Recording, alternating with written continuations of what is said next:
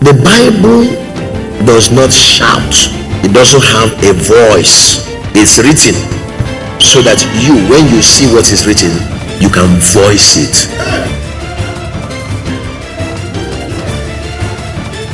Are you seeing the job description of the angels? Whatever is written is what they do, but they will not go and do it until it is voiced.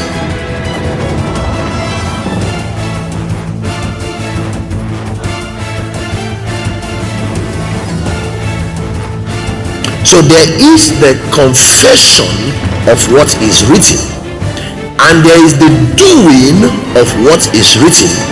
The angels obey both.